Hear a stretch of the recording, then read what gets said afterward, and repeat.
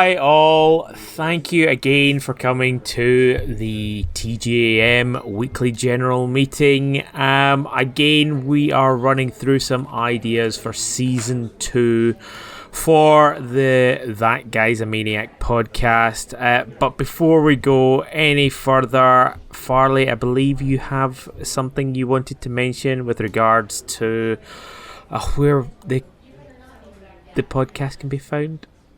Yes, that's right. We are, just to confirm to everybody in this office meeting, this is how we do things in offices.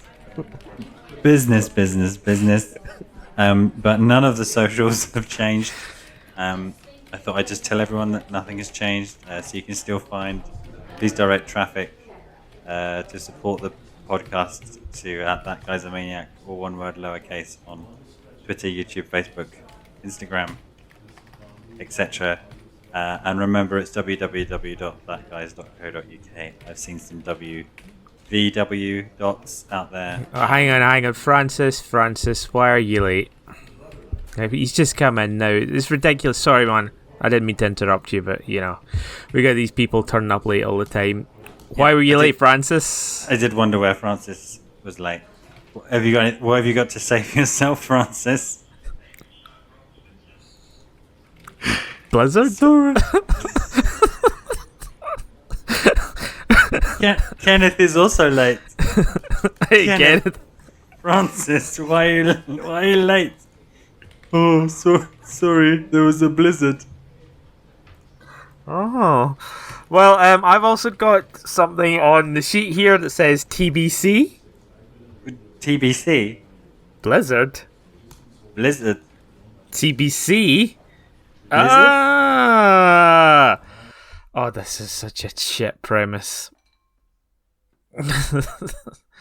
Okay, so on this week's What Are You Playing? Thank you, Kenneth. Completely. Let's move on. Kenneth, thanks, Francis. Excellent voice work from Kenneth there. Better than Francis.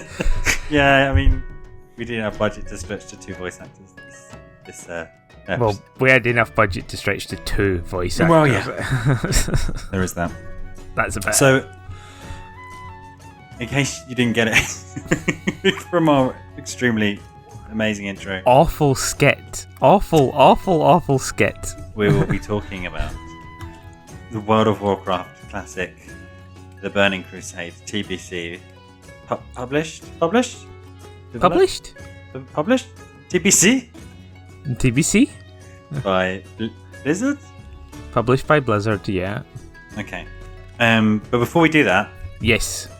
In reverse podcast way, because you managed to take up the first half of every podcast, starting with I'm not going to be talking about World of Warcraft and then talk about World of Warcraft. So, in that spirit, on the episode where we talk about World of Warcraft, I've got an announcement. Oh, okay. Announcements, brilliant. Throwback from season 1. Okay. Yeah. It was more of a question. Okay. A question could be an announcement. So something that's got the internet aflutter recently is, you may have seen that Nintendo announced the Nintendo Switch Online Plus expansion pack. First of all, just put a pin in that. All the classics are coming out today. They need to sort their naming out, man. What the fuck? Are you trying to talk to people about this? It's like, oh yeah, the Nintendo. Oh wow, yeah, Nintendo Switch Online expansion pack, which is nothing. It's like it's hardly Game Pass. Is it? It's an expansion PS to the subscription that you pay for.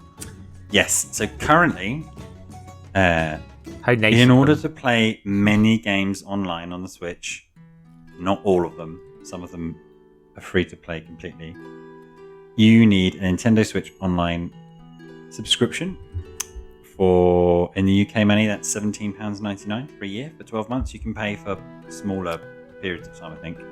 Yeah, I think you can do monthly as well. Yeah, but monthly and 3 monthly. And that gets you, not only does it get you, so you can play America Online, you can play Smash Online, many online games, you need this to play online, but it also gets you access to 74 NES games 50 SNES games, Pac-Man 99, Tetris 99, these kind of 1 versus 99. There's also games. Like Tetris 99 you can buy as well, isn't there? I don't think there is. I think they're exclusive if you're Nintendo Switch Online members. There's also a thing called Switch Game Trials. So every now and then you can download and play a game for free for normally a couple of weeks, which is quite cool.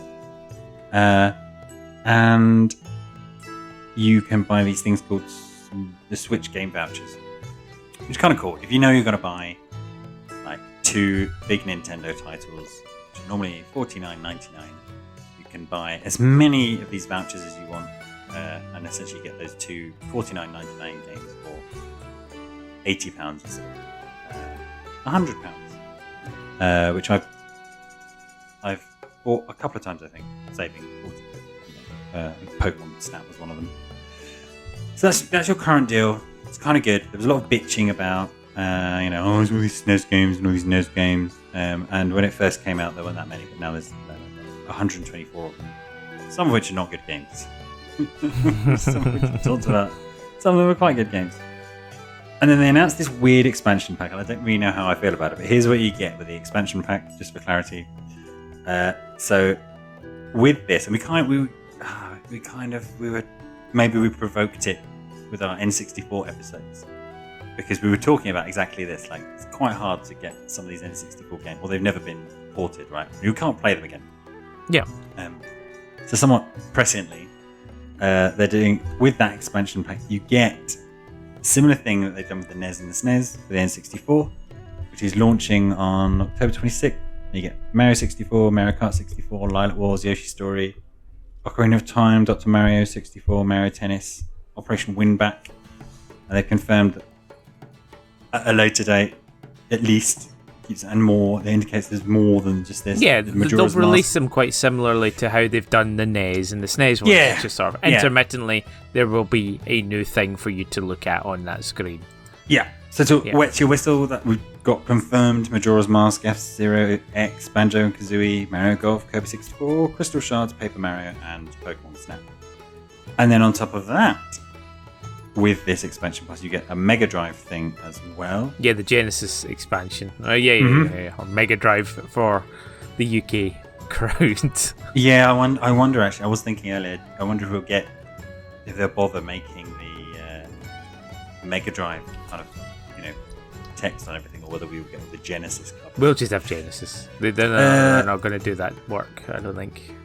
And again, they're kind of indicating, here's what you get on launch, but there'll be more and more and more. So it's Golden Axe, Strider, Musha, Shining Force, Sonic 2, Robotnik's Mean Bean Machine, Contra, Phantasy Star 4, Gunstar Heroes, Echo the Dolphin, Shinobi 3, Rise Star 2, and something I've written down, anticipating I know what it means. Streets of Rage. Streets of Rage. Streets of Rage 2. Oh, cool. And this is the really weird bit that I think everyone's kind of got a little bit confused about. You'll get the free DLC as part of this cost. You'll get this weird Animal Crossing DLC, which is like Animal Crossing Happy Home Designer, but it's not a standalone game. You have to have the base game, but you can also buy it separately. But it also comes free. And so all of that... It's just a little incentive to get the expansion pack.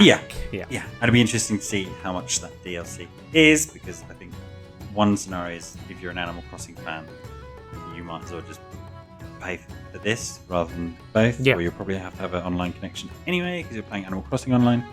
And so that's $34.99 in the UK, which perfectly doubles your price. I think it's a little bit pricier comparatively in other territories. And as that's per year. That's per year for 12 months. £35 per year is nothing compared to some of the other online subscription services as well. So I don't think that's terrible. No. And then, like with the NES and the SNES things, they released these ridiculous expensive controllers we talked about in the podcast, which I've buckled up for. And they're doing a similar thing with the N64, and they've hinted that, or they've confirmed that they'll do the same for a Mega Drive Genesis pad. Those are $39.99. N64 pad is sold out already, indicating that quite a few. Well, I got my pre-order in. Well done. I was going to say, who knows? It's Nintendo, so it could be they didn't produce enough. Yeah. Or it could just be that they produced enough and everyone went mad for it. So just to very quickly step in on that one, I'm actually looking at the Nintendo.co.uk information in the Switch expansion pack, and it actually has Mega Drive symbols everywhere, so I was wrong. So they are going Mega Drive rather than Genesis for us. That is good, yeah. Yeah. Nice touch. Yeah. Yeah. It's always a bit jarring to see like the Famicoms. What the fuck is a Famicom part? Okay. It's a weird hybrid. They've got this great big picture of Mega Drive, and they've got a picture of the actual Mega Drive itself, and then all of the box art is Genesis. Ah, fuck then. Waste of money. Don't buy. Yeah, I'm out. so I guess, as you might anticipate, the discussion has been like, this is way too expensive, and what's the point? It's very confusing. Well, it's not expensive. Comparatively, not anywhere near as expensive as the PlayStation or the Xbox Online services, and also any other game services. Well, 35 quid a year is nothing in the grand scheme of things. So, for getting all those games for free with that £35, I think that's perfectly fine. Yeah. Well, you know what people are saying. Oh, you're getting all these games. I've already got all these games before. They're charging us for old games. They should have just given it for nothing or for part of the $17.99. I think, personally, I'm on the fence, actually, because I picked up Sega Classics, which you can buy on the Switch for £30, which has 50 Sega Mega Drive games, and obviously there's a huge overlap. But annoyingly, from this initial list, more's going to come. Not a perfect overlap. So Golden Axe, Sonic 2, Mean Bean Machine, Fantasy Star 4, Gunstar Hero, Shinobi 3, Streets of Rage 2 and Rystar are already on Sega Classics. Weirdly, Echo the Dolphin wasn't. And obviously we're getting things like Capcom games and other games that are not Sega games. It's a bit frustrating. If over time I'm just going to double down on these. If I didn't have Sega Classics, I think it would be a complete no-brainer. But yeah, I think for people who've perhaps just, I don't know, I know there are people if they've just picked up a Switch, perhaps, or they've never paid for this. This is a great, I think genuinely think this is a great deal. Because you don't have to have a game, and for £35 you're getting all of this stuff. And I think the N64 stuff, perhaps more so than the Mega Drive games, is more compelling offer than the NES and SNES games. Obviously. Yeah. But you could. I think you'd sit and have a really good time with those. Whereas I've mentioned on the podcast a number of times and written about, some of those NES games are weird, wacky, and just fucking brutal, and so far away from what we're used to that and come with really bad documentation that I've not sat and played a lot. Some of them I've played a huge amount.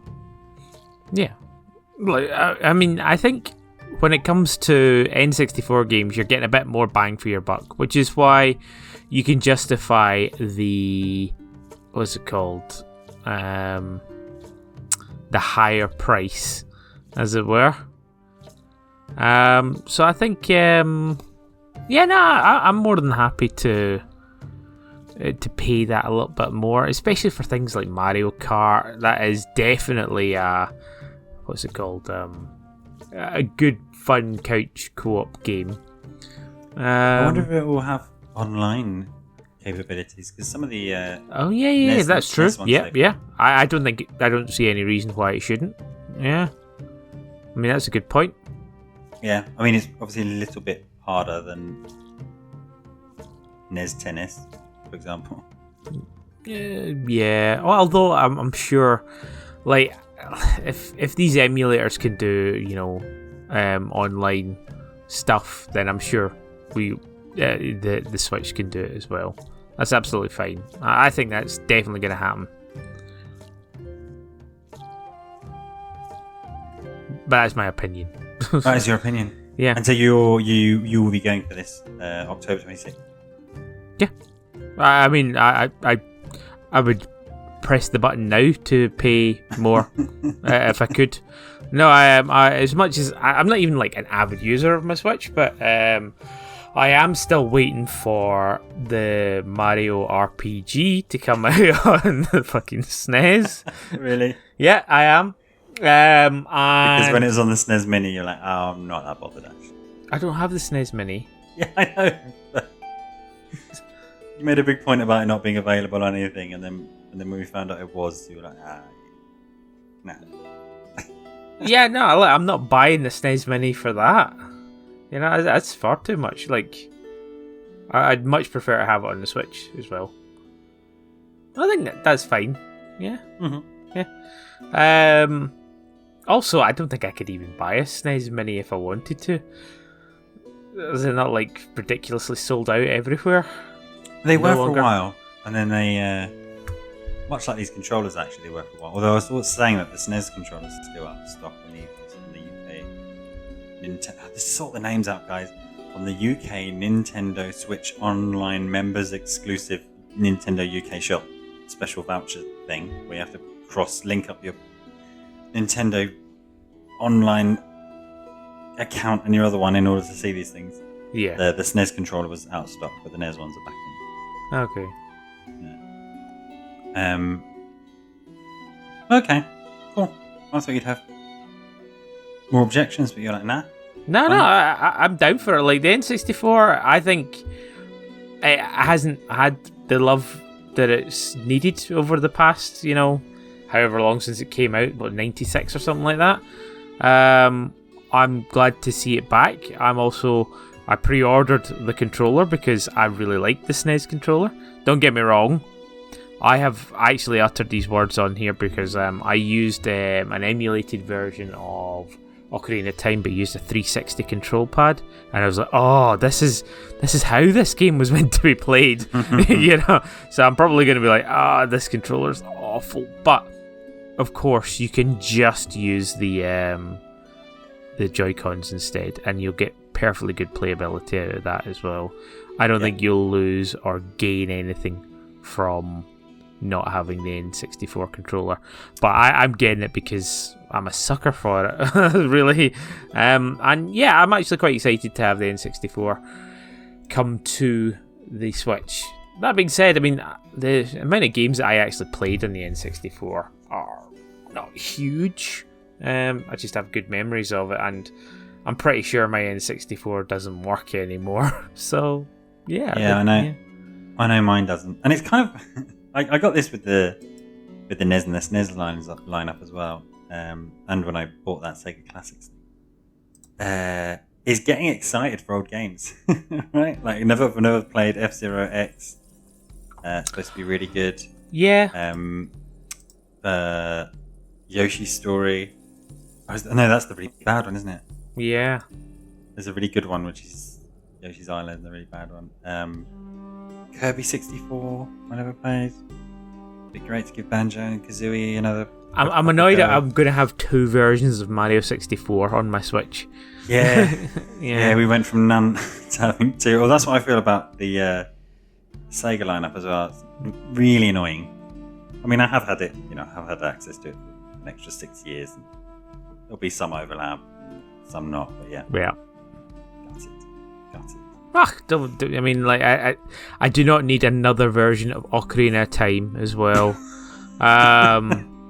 But this version you can play on the N64 controller. I think of all the games, probably Legend of Zelda benefits the most from my N64 controller. Really? Yeah, because so much of it was about he says, having not spent more than 5 minutes on it. It's all about the C stick and the Z thing and the. I suppose, yeah. No, I get where you're coming from. Yeah, because all of the Ocarina was actually using the C-Stick notes. Yeah, okay, 100%. Actually, that'd be interesting as to how they're going to handle that for the Joy-Con. Yeah, and how fucked up you're going to be if you're playing it at home on your N64 controller and then, or somebody else takes over the TV and you have to pull it out of the dock. You're like, oh god, how do these buttons map? Yeah. Oh, I suppose the C stick will just be the right stick, and it's not hard to know what left, right, up, and down is. It's true. Yeah. So I think that'll be fine, actually. Anyway, that's the end of the announcement. Good. Well, that took up how much? It took up in classic World of Warcraft style, half the episode. Half the episode. Now, cool. Listen, let's catch up to where we were when last we met. I think. Yeah. You said when last we met in a weird way, and we did a whole bit about that. But when last we met, I don't think we've talked about it actually for a while. So I've got 3 things on my list that you need to catch us up on. Okay. And then go on from there. 1, you were really excited. Was I? Really? You were really excited about pre-patch.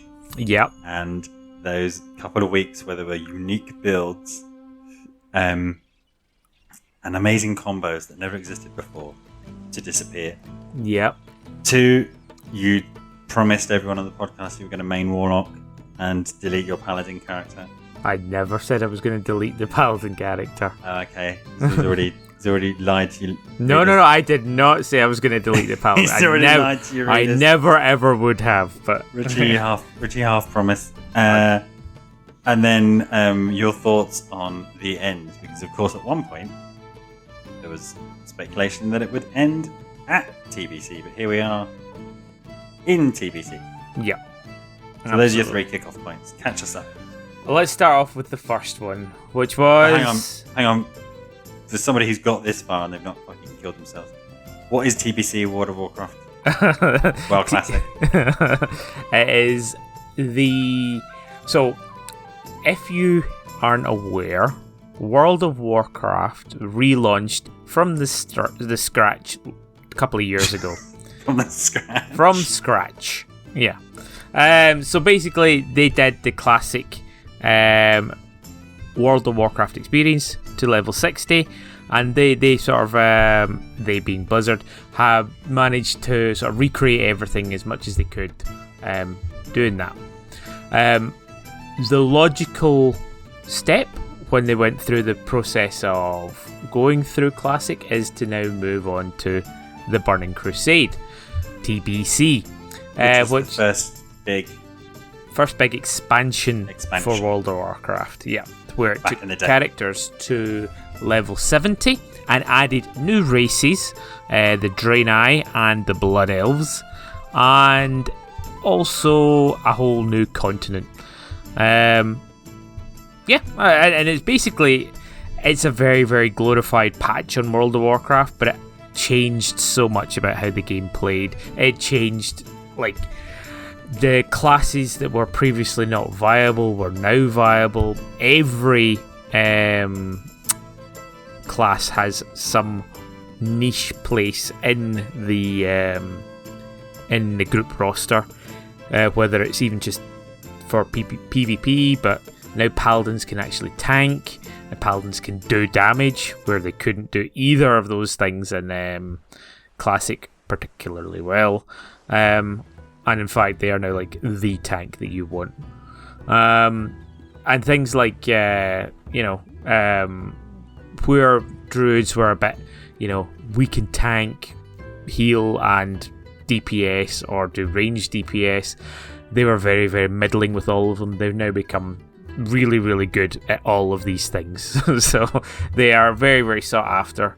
And yeah, everybody got some more new skills. They got some more buff abilities. They changed a little bit of the gameplay, so there's no longer the need for raid logging, because you no longer have world buffs. Did we talk about world buffs before? I feel like we must have. Yeah, we talked about how absolutely shit the mechanic of raid logging was, which is you can get this buff, but you can only get this buff once. And so the best way to play it would be to get the buff and then not access your account on your main character until raid day, while still paying your subscription. So yeah, there was like coordination on Discord for an entire server to find out who was going to put the Onyxia head in and when they were going to do it, so people would log on.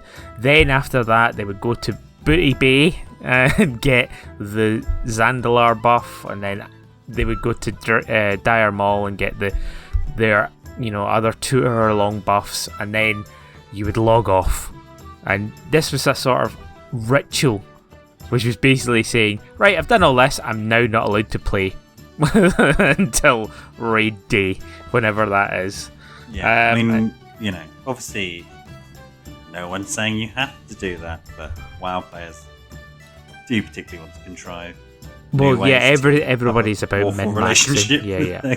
With their game of choice. Yeah. Well, I mean, the other thing is that now we actually have an even worse thing, which is called Warcraft logs, which basically everybody logs their raiding, and then they get compared to everybody else that's playing the game or has done certain bosses and things like that. So, do you have to do that, or is that something you into yourself? It's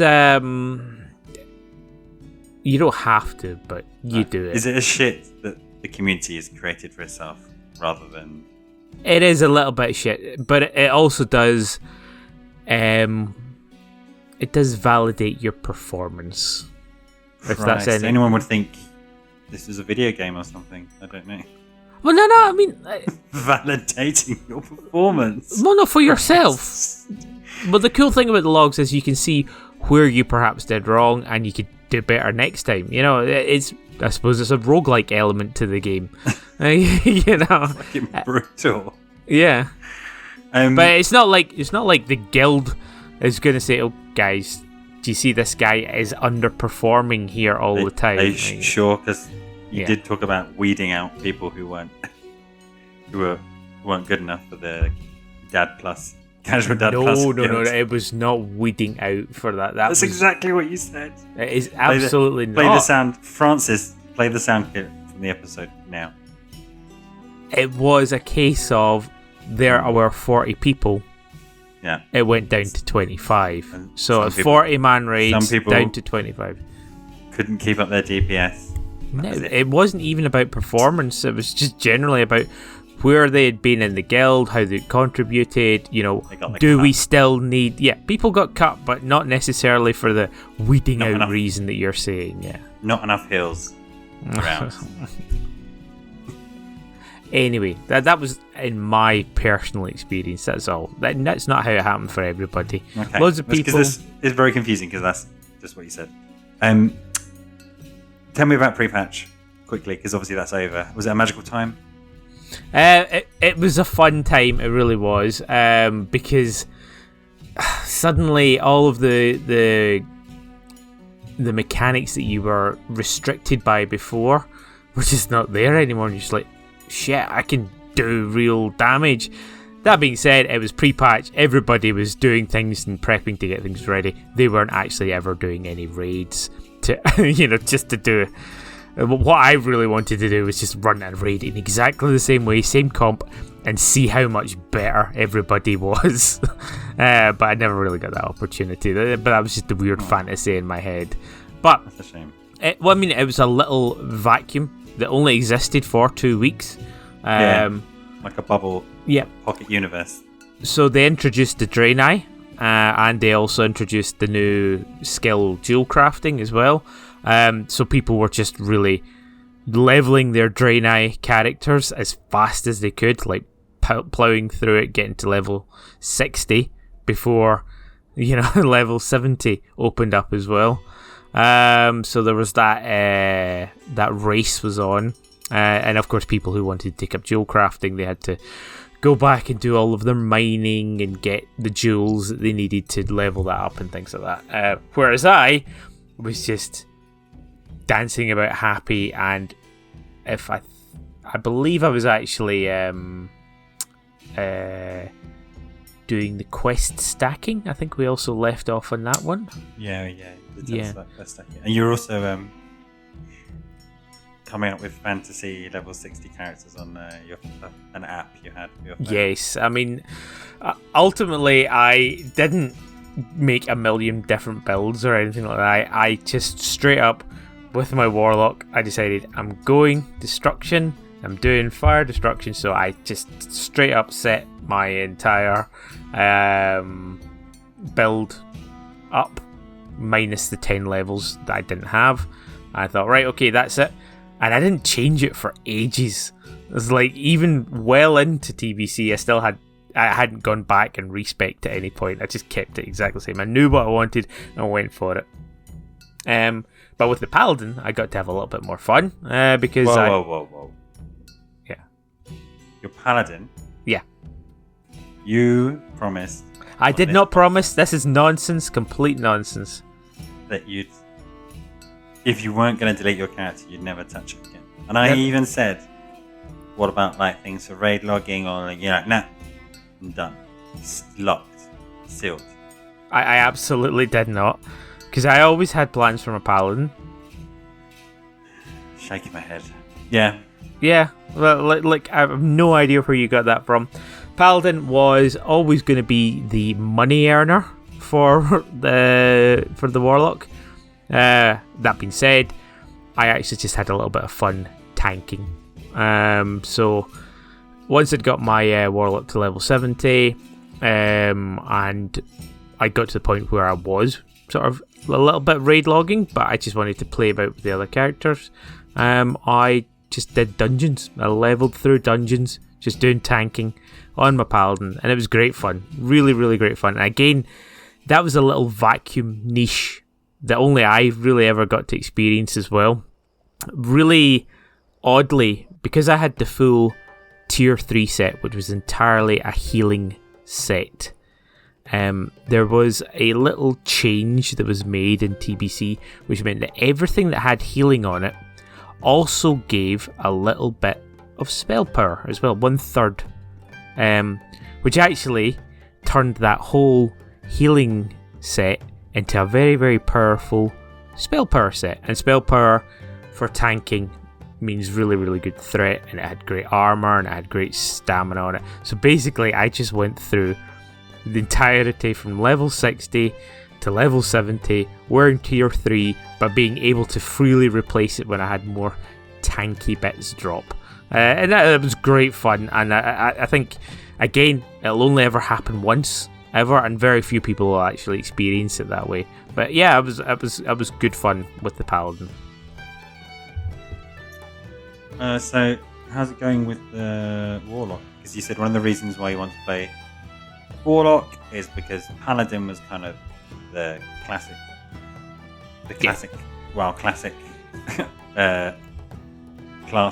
race class, and then you said for TBC, and a Warlock came into its own, and so you want it really, really did. It really, really does. And I mean, I have no regrets. Like, my Paladin is there, I flirt with it occasionally, but it is nowhere ever going to go near raids or anything like that. It's just going to be a bit of fun, my bit on the side, as it were.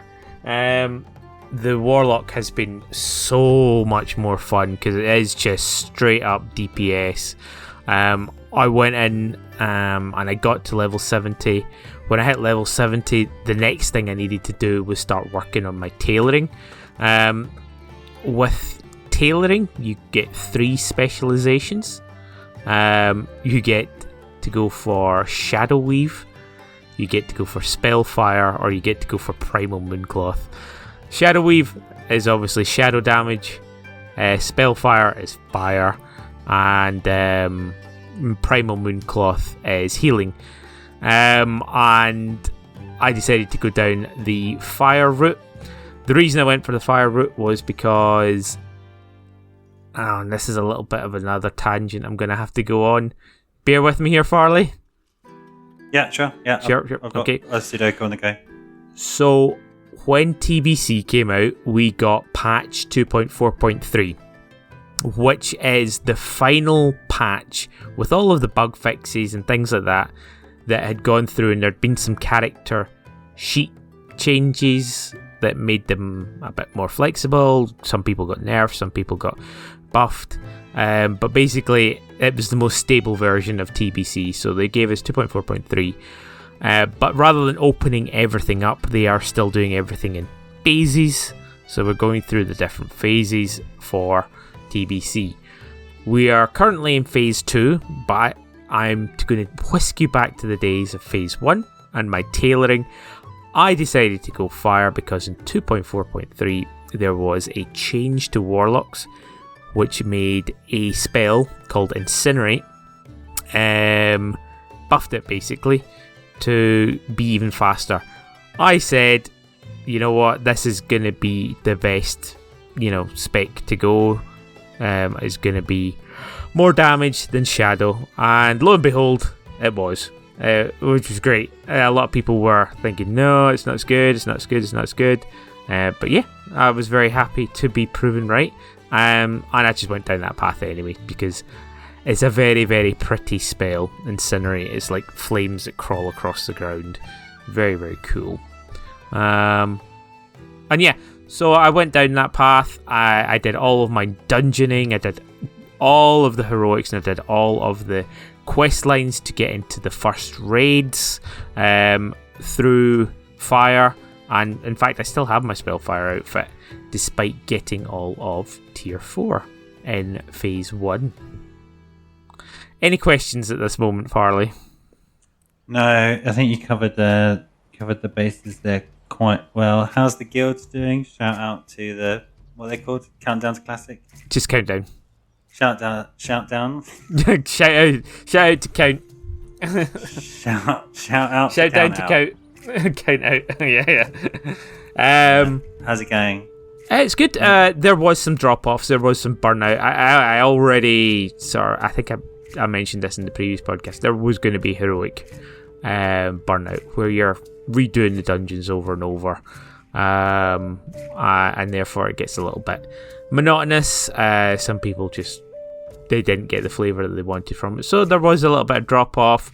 But we've had some new people join and things like that. So nice. Yeah, and it's a very healthy guild at the moment. Yeah, and yeah, I don't know. Any other questions with regards to? Not with the burning TBC. Well, I guess what's your current schedule? Current schedule: Tuesdays and Thursdays, okay, 3 so hours. You're back onto your 2 days. It's for a while it dropped now. It did drop. So we were only raiding Karazhan for a while, which is just one, and we actually got the timing down on that raid down to about an hour and a half. It was just a nothing thing, and this was before it even got nerfed as well. So we were just trouncing that raid really, really quickly, and yeah, like it was good fun. Karazhan is a very iconic raid. It's very weird. It's very eclectic. It has a lot of things going on in it. You start off in the bottom floor, where there is some stables and some undead horses, and then there's a death knight just looking after the horses, so you kill him. Then you go off up to the dining room, or the dining area, and there is a bunch of skeletons and ghosts ready to sit down to a meal. And then there's a big boss character called Morose, and he is an undead guy, and he's just got ghosts around him. So like, okay, it's a ghost raid, everything's undead and things like that. Okay, you move on, and you move to the concubine chambers, and there is a giant statue called the Maiden of Virtue, who seems to be very against the concubines, so who knows what's going on there. You then move on, past some ghosts again, to the opera event, where it can be one of three things: a retelling of The Wizard of Oz, Romeo and Juliet, or Little Red Riding Hood, and you just kill a boss based on that flavour. You then move on, and you're starting to kill giant robots. I shit you not. And there is elementals, and you then kill a dragon, you then kill a ghost dragon, you then play chess, and then at the top there is a big giant Draenei that you have to kill as well. It's a very, very eclectic collection of enemies in that one. But along with that, there was actually 2 other raids that were brought out at the same time. So Karazhan was only a 10-man raid, but you also have 2 25-man raids. So that is Gruul's Lair and Magtheridon's Lair, but they are very, very quick, straightforward. You can actually do both of them in half an hour, where it's just one big boss guy that you're just nuking down and just gotta nail the mechanics, really. Nice. I read that there was on your way to the opera house, there is a bed with 2 skeletons laying in it, with roses and a knife stuck in it. One is holding the bottle. Ah, okay, cool. So there is a Romeo and Juliet nod before that. Yeah. That's quite cool. That's cool.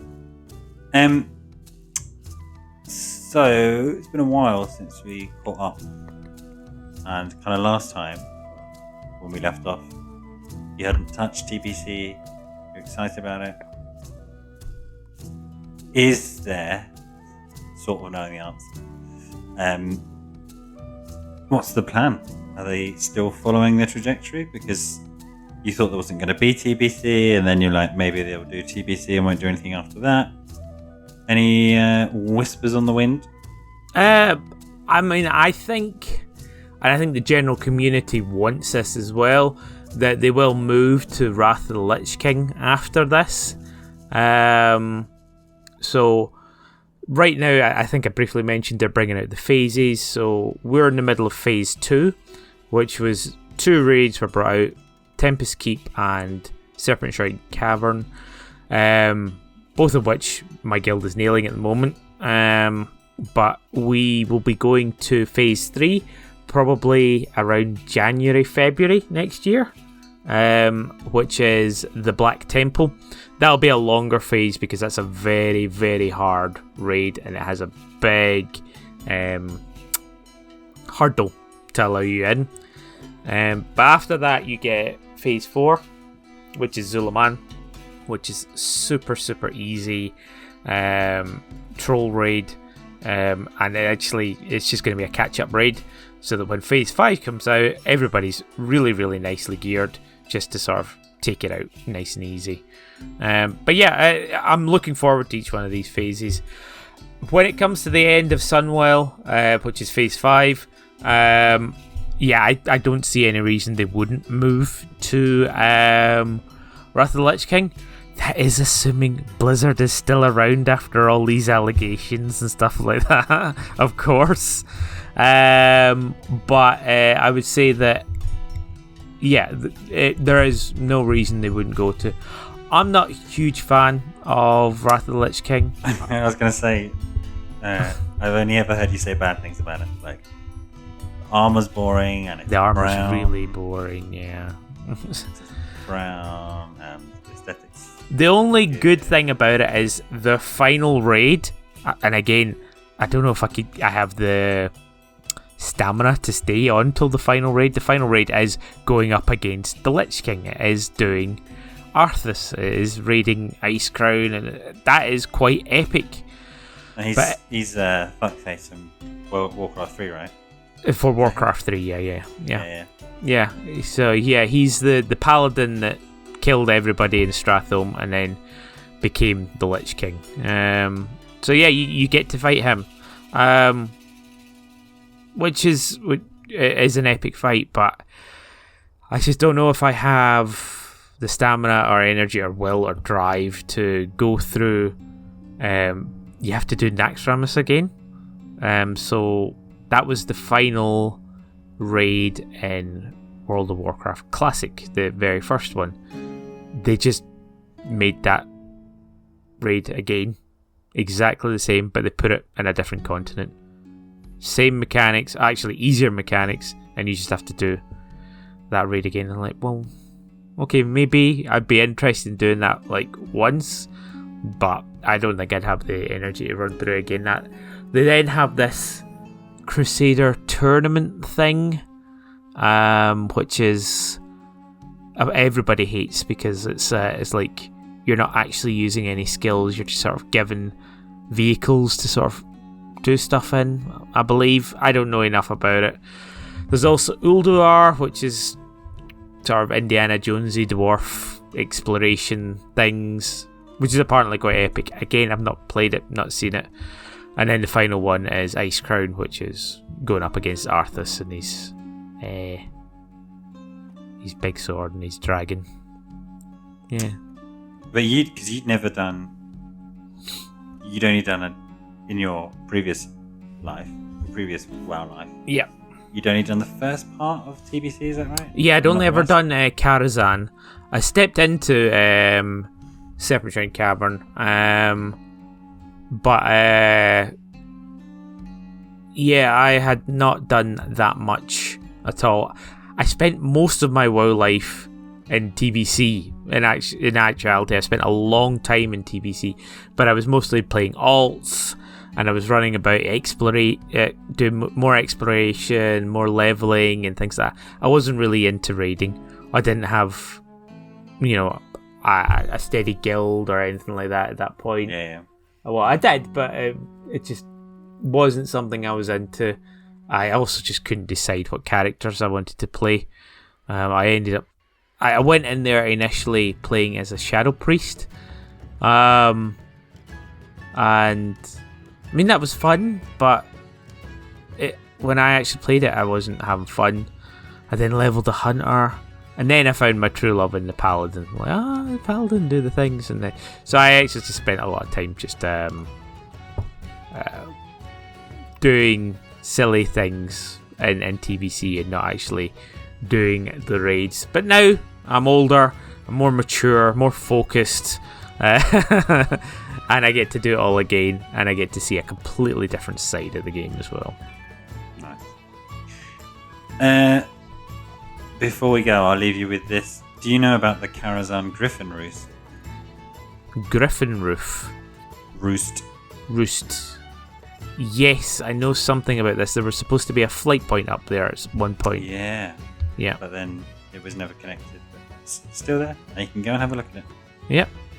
And you know that the Karazhan was supposed to be 2 dungeons. I did not know that. Yeah, so the Karazhan we know goes up the tower, but it was supposed to have a weird sort of Escher-like upside down tower, which went underground, and it was supposed to be even freakier and more upside down weirdness.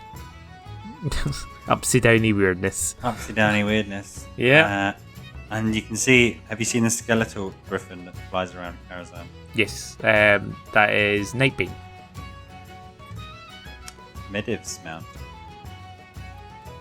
Medivh's mount? Yeah. Oh, okay, cool. Maybe. Because you get skeletal griffins in the next one as well. In Wrath of the Lich King. Yeah. Well, there we go, readers. Will Richie stick to his promise and quit WoW after TBC? Will he finally delete his Paladin? I'm not deleting the Paladin. I'm not going to delete the Paladin. As he Did too much stuff. As he previously promised. Or will he just play through the entirety of WoW Classic? Yeah, exactly. Forever until it's caught up. Catch up to retail, yeah. when I'm 60, I'll just go back to Classic again. Yeah. Classic will come out. Which won't be Classic. It will be the Classic version of Classic. In all actuality, Classic's already come out. Has it? Yeah. For people who don't like the TBC and paces that Classic made. So they brought out Classic Fresh, where you can just level and play Classic again. Well, if you know what you like, and it's not raiding and it's not Blood Elves and Draenei and Outlands and and having that illegal spell that the Alliance whinged about. Oh God, Seal of Blood. Yeah. They caved and gave.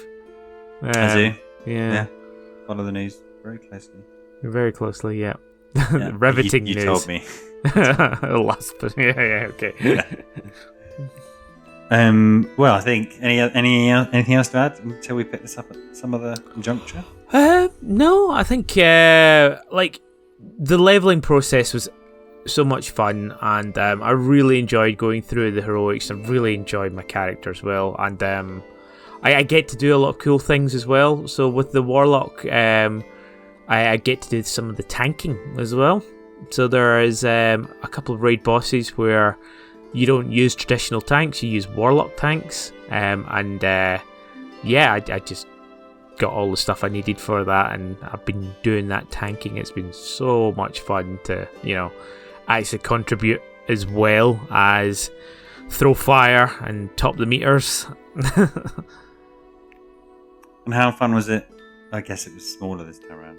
When you do all the quests but don't cash them in, so then when you can, you cash them all in and fly out levels. How fun was that? It was very cool. I mean, I think I stayed, because I think it opened up at 11 o'clock, like at night. And I think I stayed up for an hour and a half, just handing in all of the quests I could. And I overshot my mark as well. I went from, I thought I was going to hit just over 61, but the actual numbers for how much you needed XP wise were wrong. So I went actually a level and a half into 61. So I was already, hey, I'm flying through this. Now I can just do all the dungeons. And I did. I went through and did loads of dungeons. It was actually quite hard to do open world stuff in full destruction spec. I think most people most went demonology or affliction because it's easy to level with those ones. But of course, I'm a dick and had to stick to my destruction. It was great.